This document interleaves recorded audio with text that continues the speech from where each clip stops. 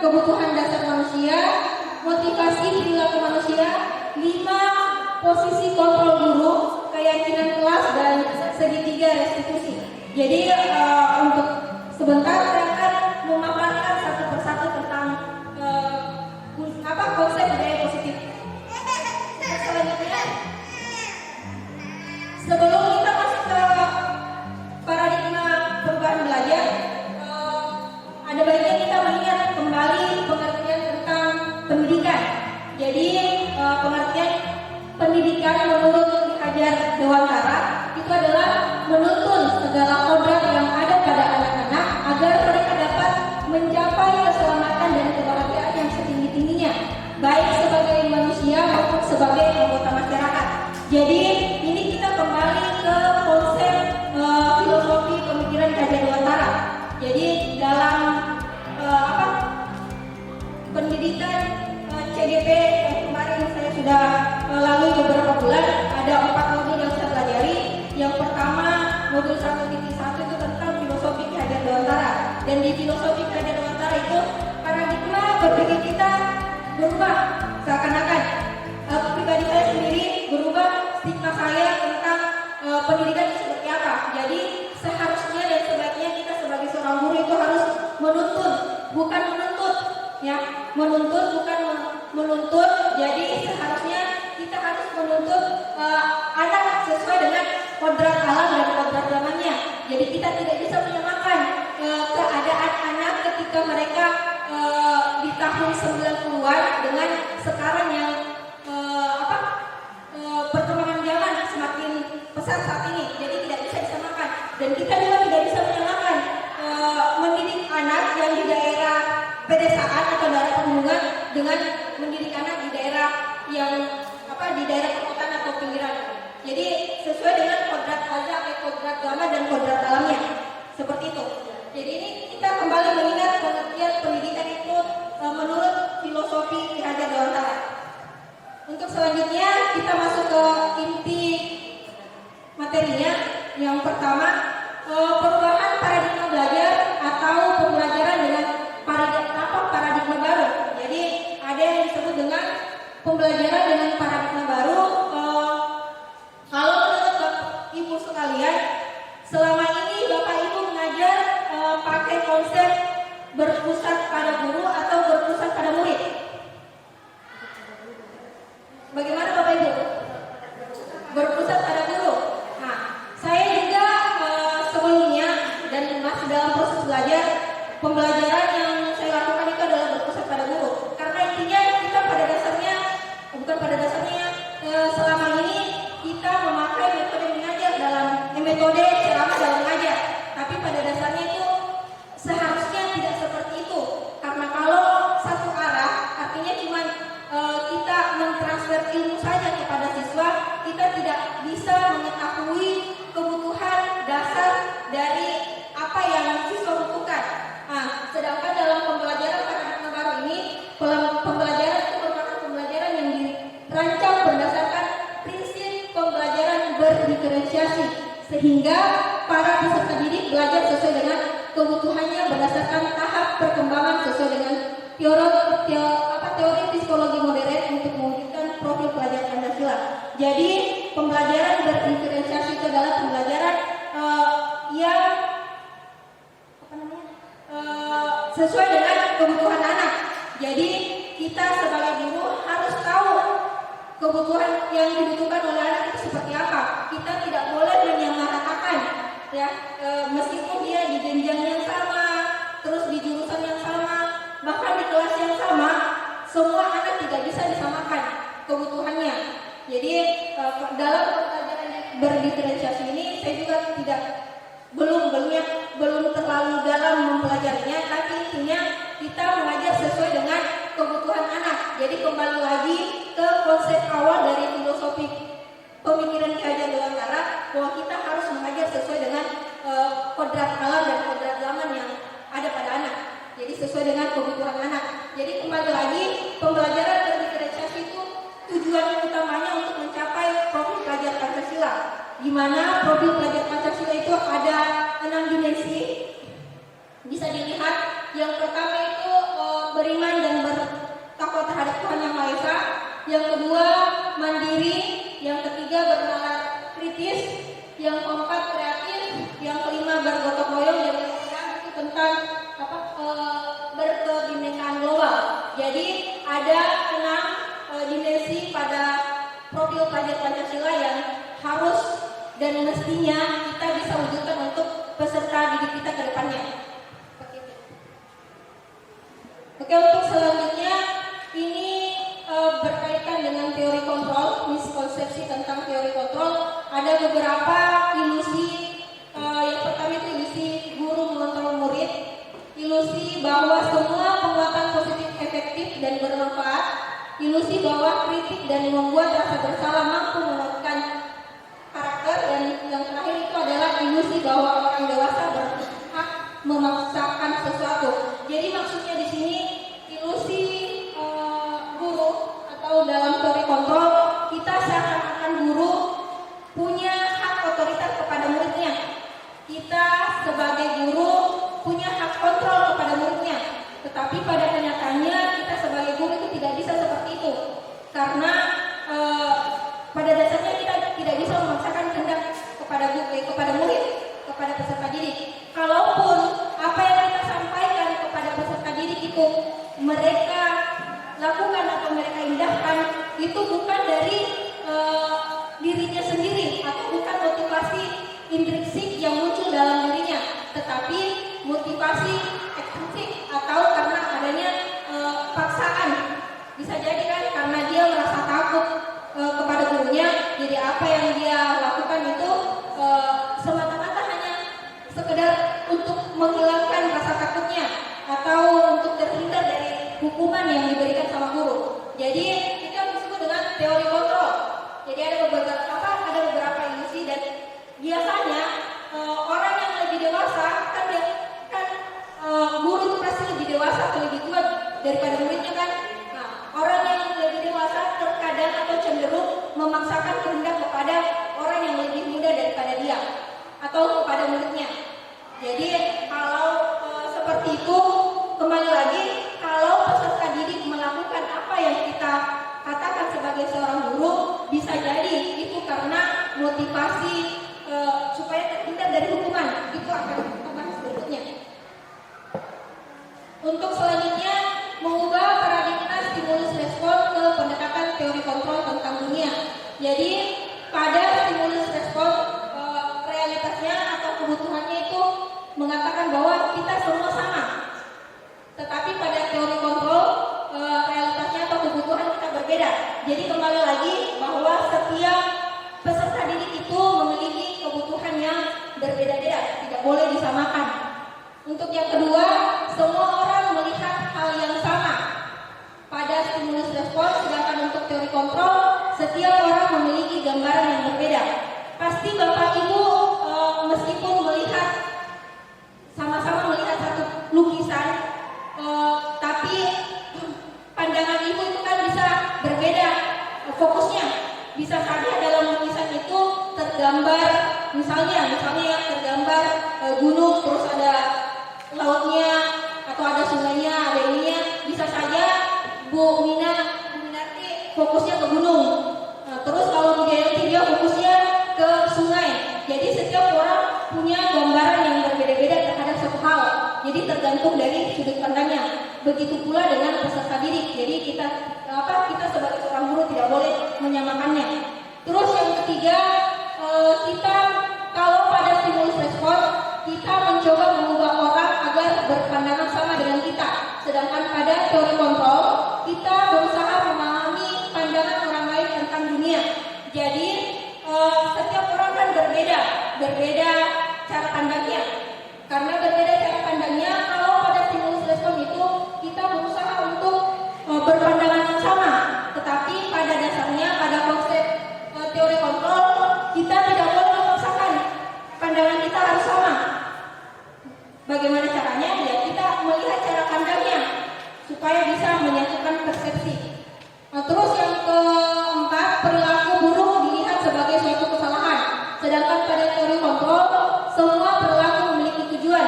Jadi pada dasarnya kalau peserta didik melakukan kesalahan, kita selalu mencapnya itu buruk. Kalau ada tindakan yang dilakukan oleh peserta didik, pasti yang melanggar aturan itu adalah sebuah kesalahan. Kalau pada stimulus respon, tapi pada teori kontrol itu setiap tindakan yang dilakukan oleh peserta didik itu pasti ada tujuannya. Jadi kita sebagai guru harus tahu alasannya dulu. Jangan serta-merta mencap siswa mereka melakukan kesalahan tanpa tahu terlebih dahulu apa alasannya. Kalau misal contoh realnya ya. Misalnya kalau anak-anak datang terlambat, kan bisa jadi itu kan dia melanggar peraturan sesuai dengan disiplin. Bisa jadi dia terlambat karena ada alasan tertentunya. Jadi setiap tindakan yang dilakukan oleh peserta didik itu pasti ada tujuannya atau ada alasannya. Untuk selanjutnya, orang lain bisa mengontrol saya, itu untuk stimulus respon. Sedangkan pada teori kontrol hanya Anda yang bisa mengontrol diri Anda. Jadi pada intinya kita tidak bisa dikontrol oleh orang lain. Kita sendiri yang harus mengontrol diri kita. Jadi kita tidak bisa dikontrol oleh orang lain atau siapapun itu, atau guru sekalipun. Jadi kalau misalnya kita kembalikan ke peserta didik, guru tidak boleh bisa kata guru tidak bisa mengontrol muridnya. Terus yang selanjutnya, pemaksaan ada pada saat wujudan gagal.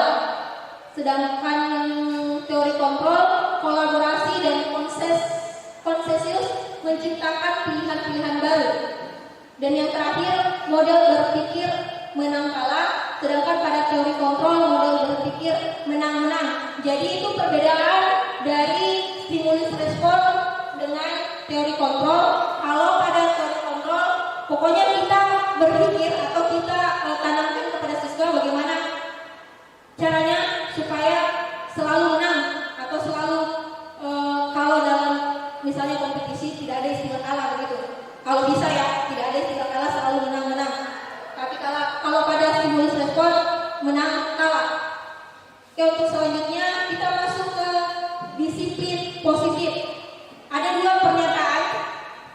Yang pertama, sesuatu yang dilakukan seseorang pada orang lain untuk mendapatkan kepatuhan. Terus yang pernyataan kedua, sesuatu cara untuk mengontrol diri, menguasai diri untuk memilih tindakan yang mengacu pada nilai-nilai yang kita hargai. Kalau menurut Bapak Ibu, pernyataan yang pertama atau pernyataan yang kedua yang termasuk dalam disiplin positif?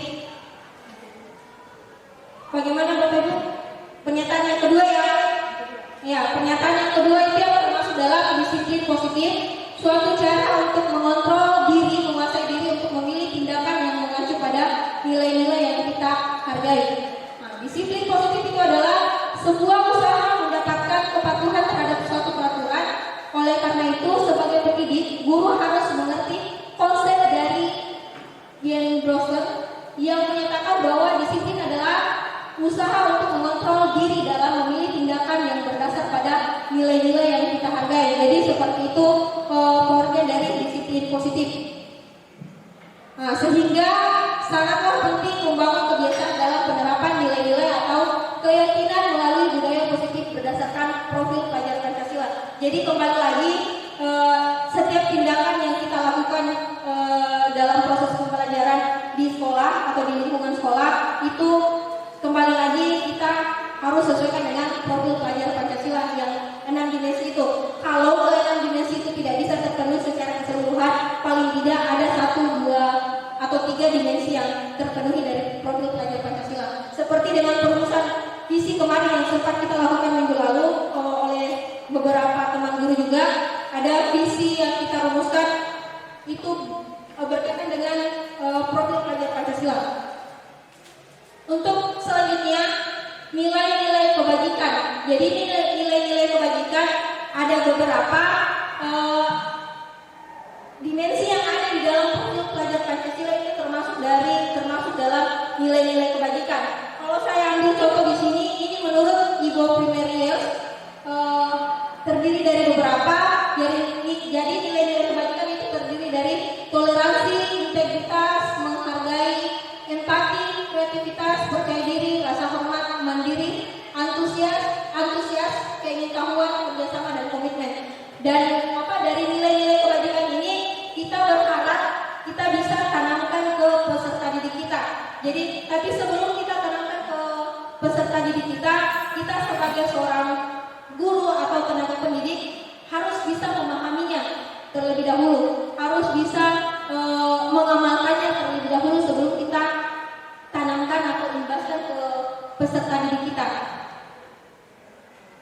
Bagaimana Bapak Ibu? Masih semangat? Yang ini ngantri? Semangat? Oke, untuk selanjutnya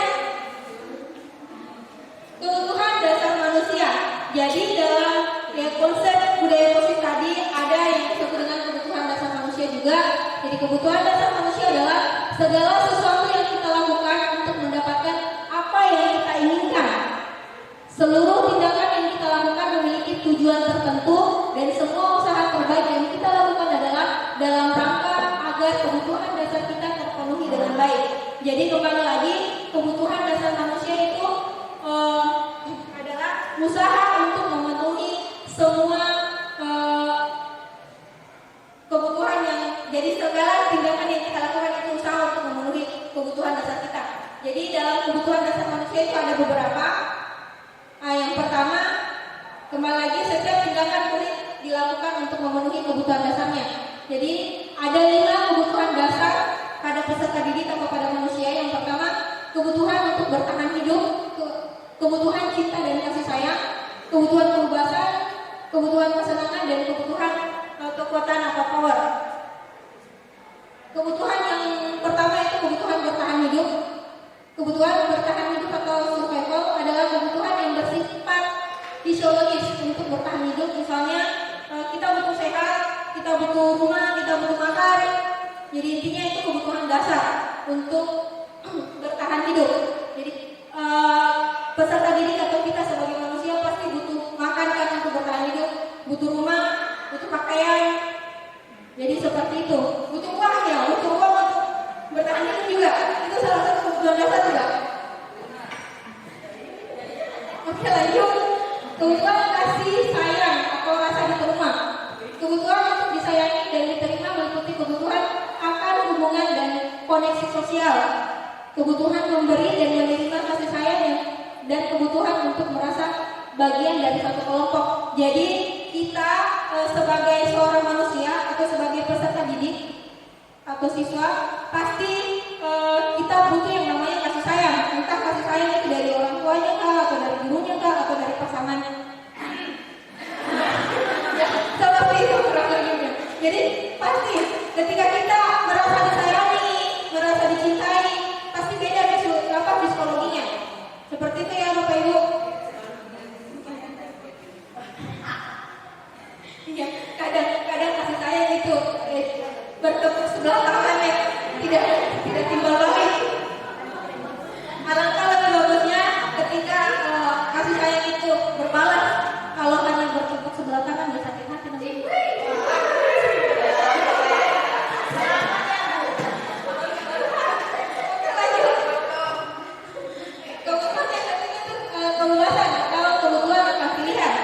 Kebutuhan untuk bebas adalah kebutuhan akan kemandirian, otonomi, memiliki pilihan dan mampu mengendalikan arah hidup seseorang. Anak-anak dengan kebutuhan kebebasan yang tinggi menginginkan pilihan. Mereka perlu banyak bergerak, suka mencoba-coba, tidak terlalu terpengaruh orang lain dan senang mencoba hal yang baru atau menarik. Jadi kalau anak-anak itu atau kita kadang orang dewasa juga pasti terkadang ingin melakukan atau mencoba hal-hal baru. Jadi itu adalah salah satu kebutuhan dasar manusia. Jadi tidak bisa dipungkiri itu. Tidak bisa dipungkiri itu kalau kita sebagai manusia selalu ingin mencoba hal-hal yang baru atau hal-hal yang menarik. Bukan hanya kepada anak-anak saja, tapi kita juga orang dewasa atau seorang guru juga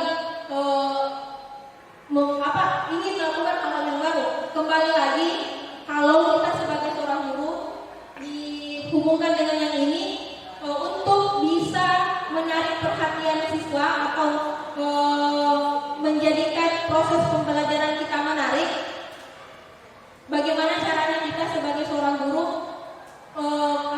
melakukan perubahan-perubahan dalam proses belajar mengajar supaya anak lebih tertarik. Dengan cara apa? Ya bisa saja kita sering melakukan pelatihan.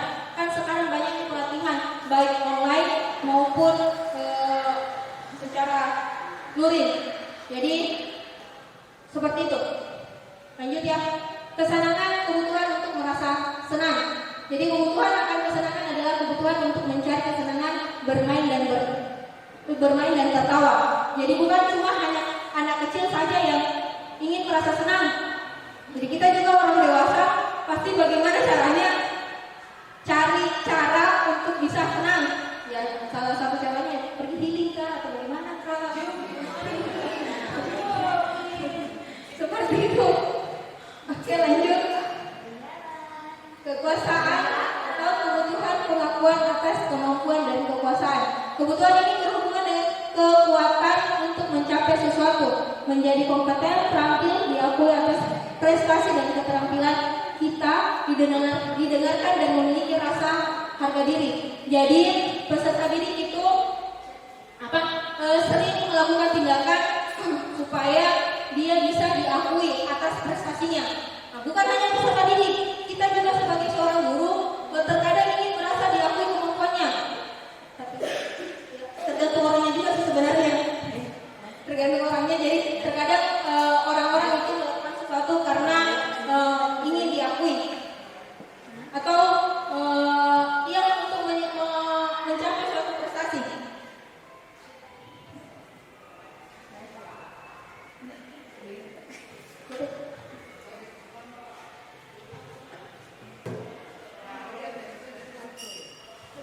Oke, untuk selanjutnya motivasi perilaku manusia. Jadi ini ada hubungannya. Setiap manusia itu melakukan sesuatu pasti ada motivasinya. Jadi motivasi yang baik berasal dari diri kita agar tindakan yang kita ambil sesuai dengan apa yang kita inginkan. Tetapi seringkali kita melakukan sesuatu karena menginginkan penghargaan dari orang lain atau untuk menghindari sebuah hukuman. Berikut ada 3 motivasi perilaku manusia. Jadi kembali lagi, setiap tindakan yang kita lakukan itu tergantung dari motivasinya. Jadi ini hubungannya dengan kebutuhan dasar manusia tadi. Jadi setiap tindakan yang dilakukan oleh peserta didik atau manusia itu pasti ada motivasinya di belakang. Entah itu untuk menghindari hukuman, atau entah itu untuk mendapat pengakuan atau mendapat penghargaan dari orang lain. Jadi ada tiga motivasi perilaku manusia. Nah, yang pertama itu untuk menghindari ketidaknyamanan atau hukuman. Jadi kalau pengalaman sebelumnya peserta didik itu kalau kita kasih peraturan kepada mereka, terkadang mereka mengindahkan apa yang kita sampaikan atau beritahukan kepada mereka itu hanya karena menghindari hukuman dari kita. Kan setiap peraturan yang dibuat di sekolah itu ada konsekuensinya, ada hukuman. Tapi sebenarnya kalau sekarang kita dibahas itu tidak boleh lagi memberikan hukuman kepada siswa. Jadi bukan istilahnya hukuman lagi. Jadi yang pertama itu motivasinya siswa melakukan apa yang kita sampaikan itu karena ingin terhindar dari hukuman. Terus yang kedua untuk mendapatkan imbalan atau penghargaan dari orang lain. Jadi contohnya peserta didik kalau kita kasih tugas kepada mereka itu kerjakan tugasnya karena mereka ingin mendapatkan penghargaan dari gurunya. Kalau misalnya anak SD, kita kembali ke anak SD, dikasih tugas, dia selesaikan, tapi bukan atas dasar kemauannya sendiri. Motivasinya bukan timbul dari dalam dirinya sendiri, tapi karena dia ingin mendapatkan penghargaan atau ingin dipuji sama gurunya. Pintar Tina, begini Tina. Jadi dia kerjakan tugasnya. Nah, tapi pada dasarnya itu tidak boleh seperti itu. Nah, jadi yang motivasi yang sebenarnya yang paling bagus itu adalah motivasi untuk menjadi orang yang mereka inginkan dan menghargai diri sendiri dengan nilai-nilai yang mereka percaya. Jadi kembali lagi ke nilai-nilai yang kita percaya itu tadi di nilai-nilai kebajikan. Jadi kalau bisa kita tanamkan ke peserta didik kita untuk bagaimana caranya mereka melakukan suatu tindakan itu sesuai dengan motivasi yang timbul dari dirinya masing-masing atau motivasi intrinsiknya, bukan motivasi ekstrinsik atau motivasi karena dia takut sama gurunya atau karena dia ingin mendapat pujian atau penghargaan dari gurunya. Seperti itu. Jadi yang motivasi yang paling bagus itu dan itu yang mesti kita tanamkan ke peserta didik kita. Motivasi yang terakhir yaitu ditimbul untuk menjadi orang yang mereka inginkan dan menghargai diri sendiri dengan nilai-nilai yang mereka percaya. Kemudian selanjutnya kita juga harus memahami 5 posisi kontrol guru agar kita memahami posisi baik dan tidak terhadap penanganan masalah pada anak. Jadi dalam budaya positif ini ada yang disebut dengan posisi kontrol guru. Posisi kontrol guru itu ada 5. Yang pertama posisi penghukum, kedua pembuat merasa bersalah, yang ketiga posisi teman, yang keempat posisi pemantau, dan yang kelima posisi manajer. Kalau Bapak Ibu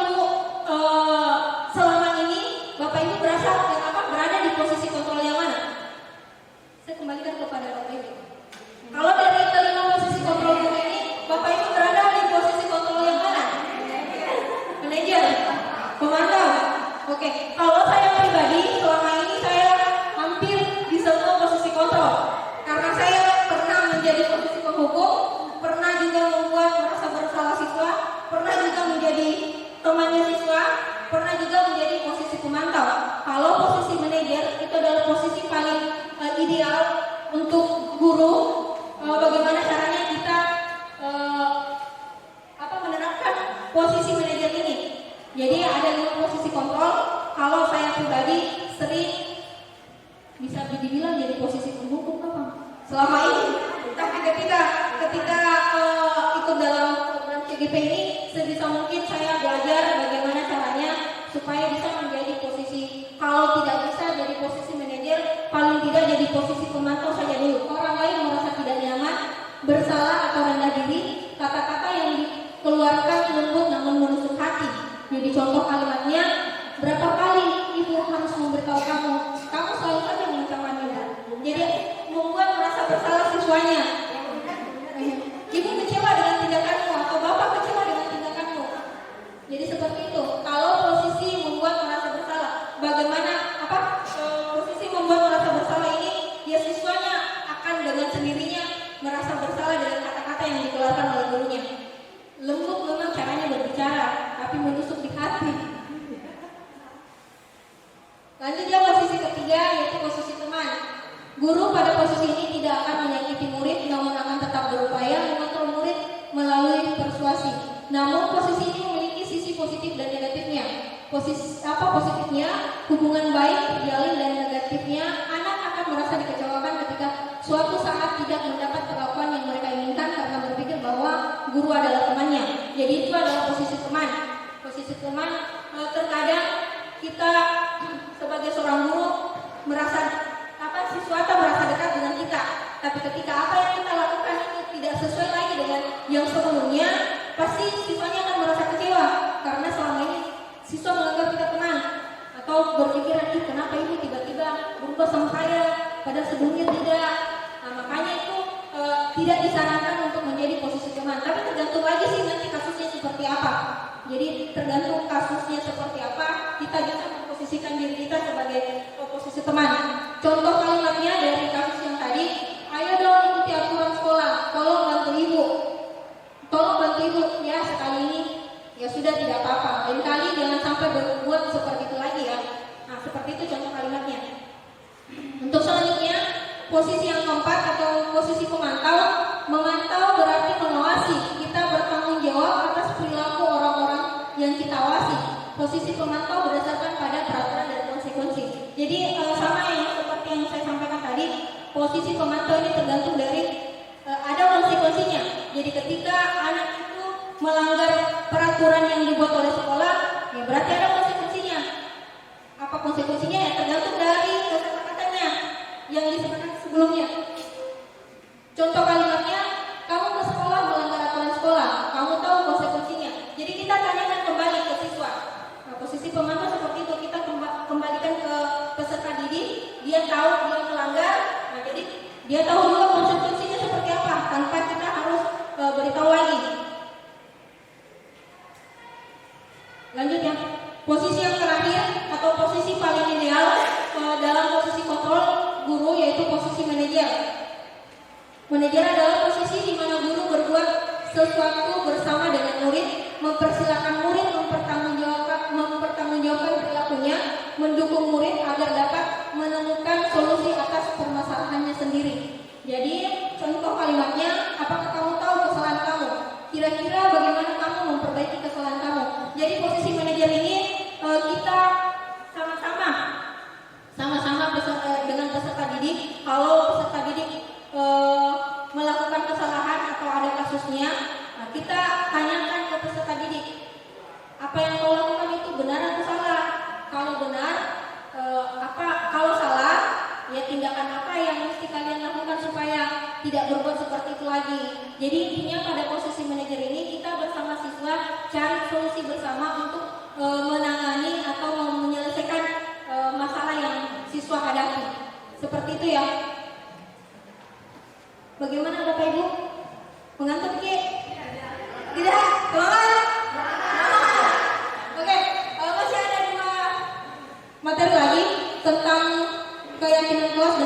segitiga restitusi.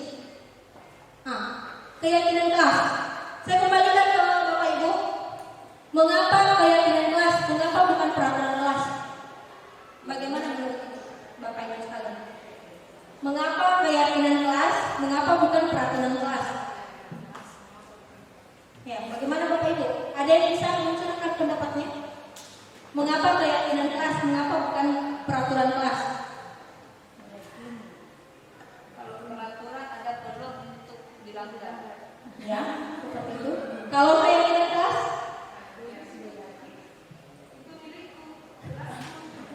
Oke. Kenapa keyakinan kelas? Kenapa bukan peraturan kelas? Peraturan kelas itu motivasinya muncul karena ada faktor intrinsik atau berasal dari luar atau dari guru. Sedangkan keyakinan kelas itu motivasinya muncul dari dalam diri siswa sendiri sesuai dengan keyakinannya. Jadi kembali lagi ke keyakinan peserta didik. Jadi kita tidak boleh memaksakan kehendak ke peserta didik. Makanya kita menggunakan keyakinan kelas bukan peraturan kelas. Jadi contoh konkretnya kita bisa lihat dalam kehidupan beragama. Kita sebagai manusia punya keyakinan akan adanya Tuhan yang mengatur segala aspek kehidupan. Jadi apapun yang kita lakukan terlihat olehnya meskipun tanpa kasat mata. Jadi keyakinan yang kembali ke keyakinan. Makanya bukan peraturan tapi keyakinan. Menerapkan keyakinan kelas di sekolah juga merupakan upaya untuk menciptakan kebiasaan yang baik di lingkungan sekolah agar dapat mewujudkan pembelajaran yang berpihak pada murid di sekolah. Keyakinan kelas merupakan nilai-nilai kebaikan yang murid yakini yang dapat diterapkan di kelas. Keyakinan murid akan suatu nilai inilah yang digunakan untuk mengontrol mereka sendiri agar lebih bertanggung jawab dan dapat menguatkan karakter mereka. Jadi pada intinya kenapa kita pakai keyakinan kelas bukan peraturan kelas? Karena kita tidak boleh mengontrol siswa, kita tidak boleh memaksakan kehendak kepada siswa. Jadi kemarin saya sudah pas awal sekolah saya sudah melakukan curah pendapat dengan beberapa kelas yang saya ajar tentang pembuatan keyakinan kelas.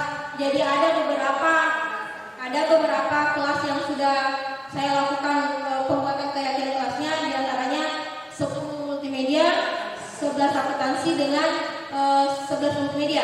Jadi itu sebenarnya kalau bisa setiap wali kelas melakukan ini, membuat keyakinan kelas di lingkup ruang kelasnya atau di lingkup anak walinya, supaya kenapa mereka bukan lagi peraturan kelas ya, bukan lagi peraturan kelas, tapi keyakinan kelas. Jadi setiap apa yang mereka lakukan itu sesuai dengan keyakinannya. Jadi kita sebagai guru tidak mengontrol lagi atau tidak memaksakan lagi kehendak kepada peserta didik. Jadi bagaimana caranya supaya peserta didik itu dia merasa senang dalam proses pembelajaran. Karena ketika peserta didik kita merasa senang dalam proses pembelajaran, insya Allah apa yang kita transferkan atau apa yang kita sampaikan kepada peserta didik itu mereka akan mudah pahami. Beda ketika mereka belajar dalam keadaan tertekan. Beda ya Bapak Ibu. Ketika peserta didik itu belajar dalam keadaan tertekan, pasti susah masuknya. Tapi kalau mereka belajar dalam posisi yang menyenangkan, dalam suasana hati yang senang, saya yakin dan kita percaya bahwa mereka akan lebih mudah memahami dibandingkan ketika mereka belajar dalam posisi tertekan seperti itu.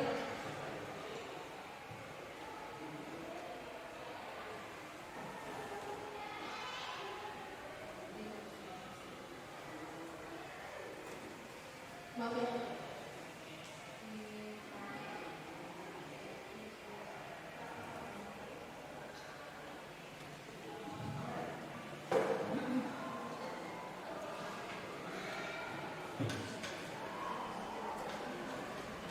Ini untuk materi yang terakhir, segitiga restitusi.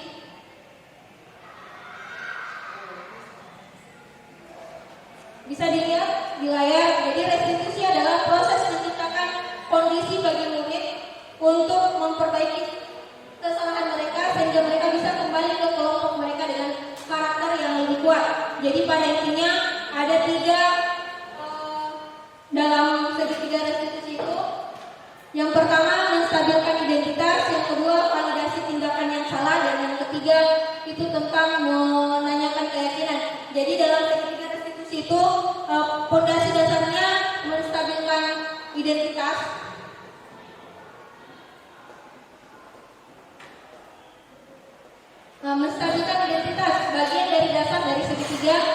bertujuan untuk mengubah identitas anak dari orang yang gagal karena melakukan kesalahan menjadi orang yang sukses. Jadi pertanyaan yang atau kalimat yang biasa timbul dari menstabilkan identitas itu, berbuat salah itu tidak apa-apa. Tidak ada manusia yang sempurna. Saya juga pernah melakukan kesalahan seperti itu. Kita bisa menyelesaikan ini. Jadi kemarin juga segitiga restitusi ini, penerapan segitiga restitusi ini juga saya sudah lakukan tindakan nyatanya berupa video, dan saya sudah upload juga di YouTube penerapan segitiga restitusi ketika anak melakukan kesalahan. Jadi yang pertama, menstabilkan identitas. Menstabilkan identitas itu ya kita kembalikan ke peserta didik bahwa apa yang mereka lakukan itu bukan cuma mereka yang lakukan. Menstabilkan identitas artinya itu mengembalikan kondisi emosinya anak. Menstabilkan emosinya ya. Menstabilkan emosinya ya dengan kata-kata seperti ini. Saya juga pernah melakukan itu, atau temanmu juga pernah melakukan itu. Bukan cuma kau yang lakukan, tapi ada temanmu. Tidak apa-apa melakukan itu, tapi ada lagi tindakan lanjutnya. Bukan cuma ini. Jadi makanya segitiga berhubungan, saling berkaitan satu sama lain. Yang kedua itu tentang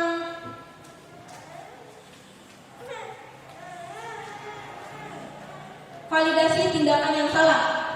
Jadi pada validasi tindakan yang salah, setiap tindakan yang dilakukan dengan suatu tujuan, yaitu memenuhi kebutuhan dasar. Kalau kita memahami kebutuhan dasar yang mendasari sebuah tindakan, kita akan bisa menemukan cara-cara paling efektif untuk memenuhi kebutuhan tersebut. Jadi kembali lagi kita kaitkan dengan kebutuhan dasar manusia tadi, dengan motivasi perilaku manusia, bahwa setiap manusia atau peserta didik itu melakukan tindakan pasti ada tujuannya, pasti ada motivasinya.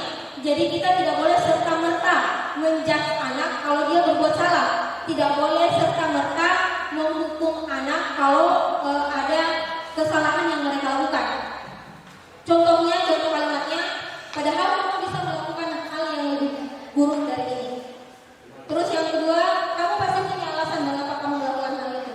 Kamu patut bangga pada dirimu sendiri karena kamu telah melindungi sesuatu yang paling penting buatmu.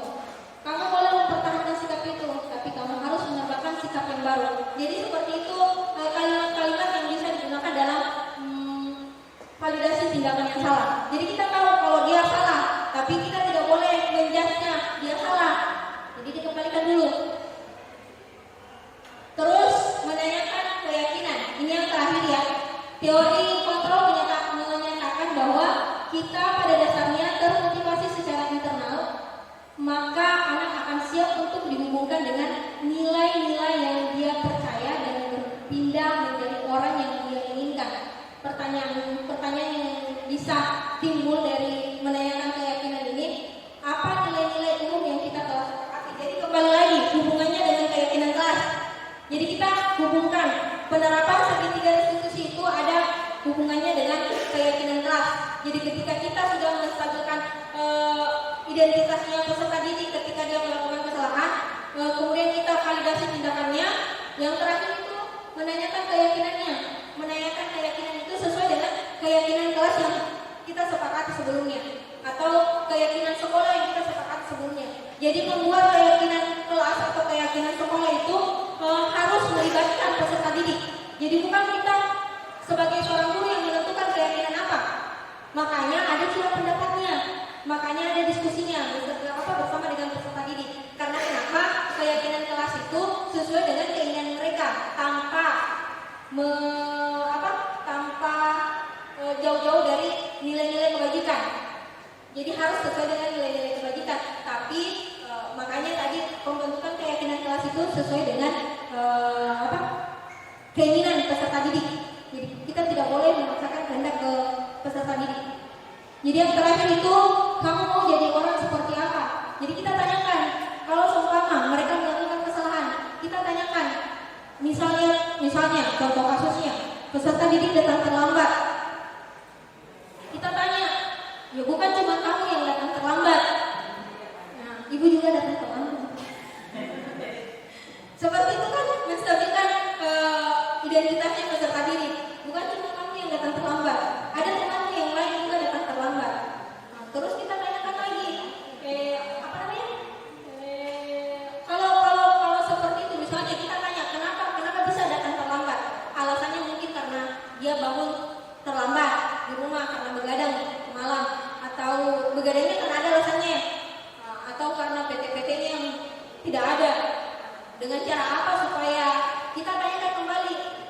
didik.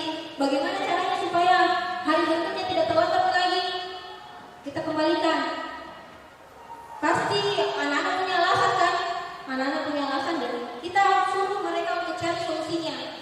Kita temani mereka untuk cari solusinya. Kalau misalnya mereka datang terlambat karena bangun terlambat, jadi datang ke sekolah juga terlambat, ya bagaimana caranya supaya dia tidak bangun terlambat? Dengan cara apa? Ya mungkin bisa saja disampaikan ke orang tuanya, "Ma, Kak, kasih bangun ke besok pagi, subuh-subuh." Atau kasih aktif alarmnya supaya tidak bangun terlambat. Atau ada solusi yang lain, kita kembalikan ke mereka supaya ke depannya atau berikutnya mereka tidak lagi melanggar peraturan. Kan ini datang terlambat termasuk dalam nilai kebajikan yang atau keyakinan disiplin ya, disiplin dan rasa tanggung jawab. Jadi di mana rasa tanggung jawabnya sebagai seorang siswa untuk selalu datang tepat waktu di sekolah. Seperti itu ya Bapak Ibu. Sekian dan terima kasih. Karena beberapa materi sudah saya sampaikan, saya harap apa yang saya sampaikan sebagai hari ini sebagai pemenuhan tugas saya di aksi nyata modul 174 bisa juga Bapak Ibu terapkan di sekolah atau paling tidak di kelas kita masing-masing. Kayak pembuatan keyakinan kelas, saya harap Bapak Ibu bisa melakukan itu. Kalau seumpama bukan wali kelas, tapi kan mengajar juga di kelas itu. Jadi selalu diingatkan sama peserta didik kita bilang, ada keyakinan kelas yang kalian buat. Kalau seumpama mereka melanggar, ingat tidak keyakinan kelas yang kalian buat. Jadi kalau seumpama wali kelas kalau bisa disampaikan sama anak walinya bikin juga keyakinan kelas. Kalau seumpama kurang paham dengan apa yang saya sampaikan tadi, bisa juga sharing karena intinya dalam CDP ini saya berharap kita bisa berkolaborasi bersama bagaimana caranya kita mewujudkan sekolah kita lebih baik lagi. Karena kan mindset kita selama ini sekolah kita dalam tanda kutip ya. Nah, jadi bagaimana caranya kita rubah dari dalam lingkungan sekolah kita, bagaimana caranya kita bisa rubah dan supaya juga pandangan orang-orang di sekitar kita juga berubah. Jadi bagaimana caranya kita bisa berubah ya dari kita sendiri dulu, dari kita sendiri, kita tularkan ke teman-teman, kita tularkan ke peserta didik. Seperti itu ya Bapak Ibu. Semangat nih. Ya bagaimana caranya kita bisa melakukan perubahan? Ya, karena intinya bagaimana caranya menularkan hal positif ke teman-teman yang lain.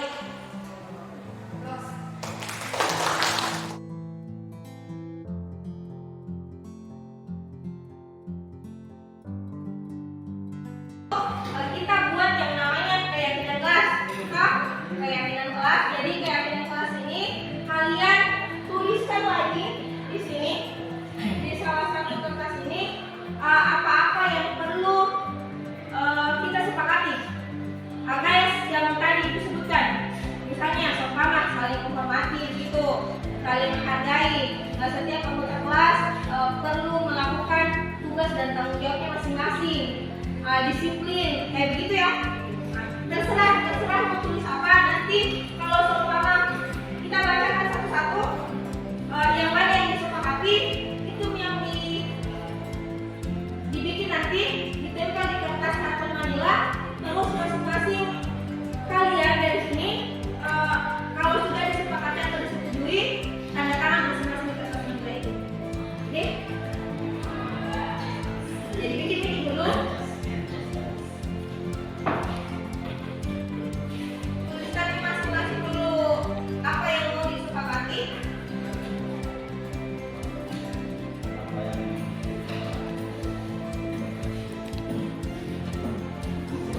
Sama dengan yang ibu sampaikan tadi, yang kalian tulis kembali. Nanti kalau sudah disepakati atau sudah ada, jadi ini kertasnya tidak akan dihilangkan karena akan ditempel nanti di karton manila, baru ditempel di salah satu dinding kelasnya kalian.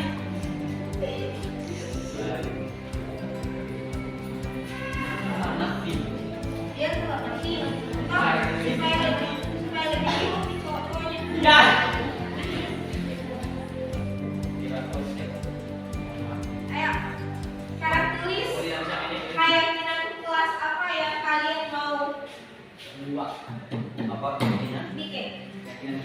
Tidak usah tulis namanya. Nanti kalau sudah selesai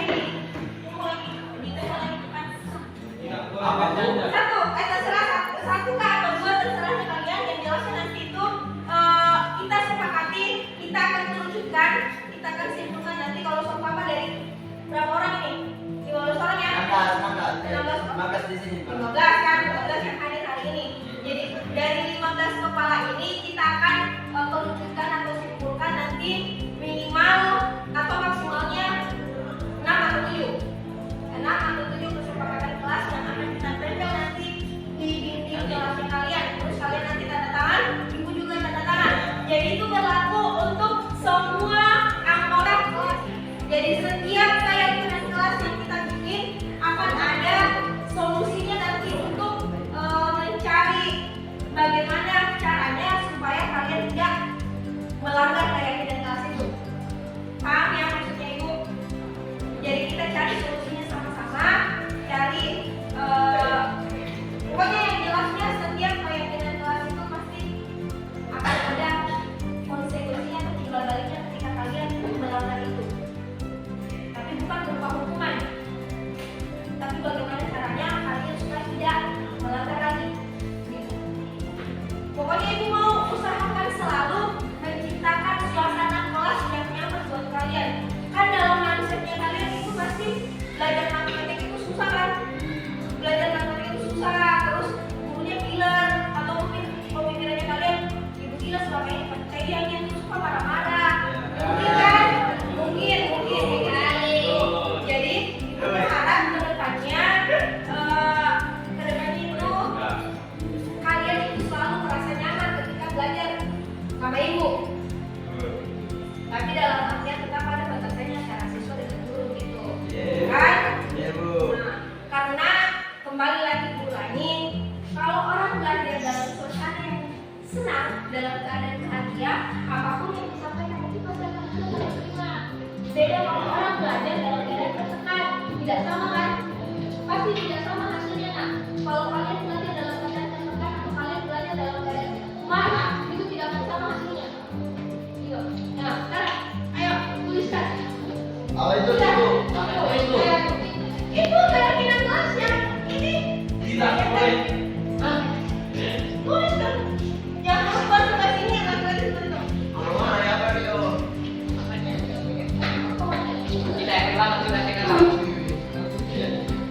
Kenapa kok pakai ini?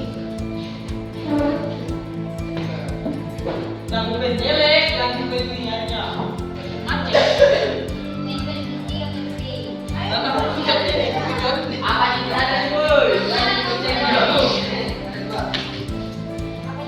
Terserah mau tulis berapa dulu, nanti ibu baca sebentar, baru kita sepakati kenapa setuju.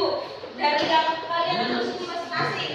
Yang mana yang mau diambil, yang mana tidak diambil, itu maksudnya. Ya. Jangan terlalu banyak supaya kalian juga tidak mengingatnya. Kalau terlalu banyak itu kayak sudah jelaskan, susah nanti pastinya ini. Jadi yang gampang-gampangnya saja. Yang laki-lakinya mana? Yang belum ada yang tertempel. Nah biasanya laki-laki ini yang agak-agak cut nih.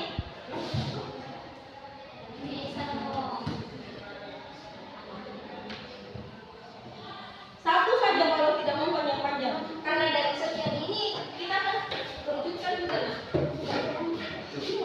Satu cukup satu. Salaman.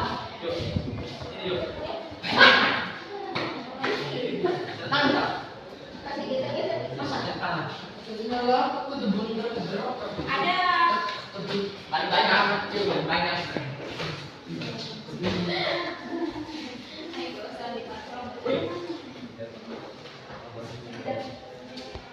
ini kan sudah ada ini beberapa yang kalian pilih toh. Buatkan satu-satu ya. Ini tidak sebutin namanya. Pertama, apa ini? Bu, yang di sini pertama dulu, Bu. Ini Bu.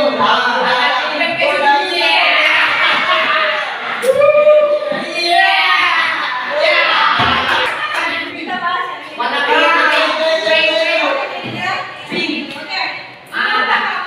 Ini kan yang hubungan dengan laki-lakinya. Astaga. Kalian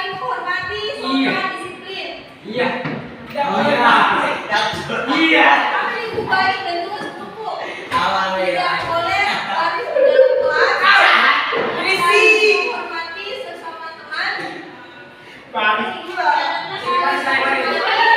Saling menghargai, saling tolong-menolong, saling belajar dari baik. Semua harus berada di kelas dan duduk baik-baik. Oke. Terus ini Penetapannya. semua anggota kelas harus dan rajin melaksanakan tugas masing-masing. Iya. Sebelum pelajaran dimulai. Iya. Harap seluruh anggota kelas 15 menit sebelum jam pelajaran harus berada di dalam kelas. Kayak kita belajar santai tapi serius, saling menghormati. Semua siswa harus menjalani atau mengerjakan tugasnya jika satu bekerja jangan diam. Jangan diam Jika sama satu dia. bekerja maka harus bekerja semua sesuai jadwal piket dan jika ada yang tidak ingin menjalani piket diberikan saling membantu, saling mengingatkan semua siswa harus belajar. Tidak boleh pegang HP sementara belajar di dalam kelas. Bekerja sama, menjaga kebersihan, saling peduli, menghargai dan membantu satu sama lain. Tepat waktu di kelas, semua harus melaksanakan tugasnya seperti kebersihan kelas. Jika tidak dilaksanakan harus dikenakan hukuman agar semua dari semua murid bisa menjalankan setiap penjelasan yang diberikan guru. Upayakan masuk ke kelas tidak terlambat, memakai pakaian dengan rapi. Oke, dari sekian keyakinan kelas yang kalian bikin ini, ada beberapa memang yang hampir sama atau mirip. Jadi dari setiap ini kita ambil minimal 5 saja nih. Keyakinan kelas ini kan pendapatnya kalian toh. Jadi kita mau pilih dari 1 sampai paling tidak 7 poin lah. 7 poin yang mau disepakati bersama. Jadi kalau seumpama ada beberapa poin, nanti sama dengan yang ibu sampaikan tadi, tulis di kertas jadi sampel nilainya. Nah, jadi yang pertama ini ibu tidak tahu siapa, tidak boleh ribut dalam waktu pelajaran. Karena satu orang bisa bantu ibu. Tulis di mana? Kita tolong supaya ada kata buktinya, kita tulis apa? Atau apa ya bu? Nah, orang tulis. Nanti bu tidak boleh ribut dalam waktu pelajaran. Tunggu nanti bu sampaikan apa yang mau tulis. Bisa keluar makan kalau lapar. Tidak boleh main game saat di kelas. Mau? Baca satu-satu dulu baru boleh.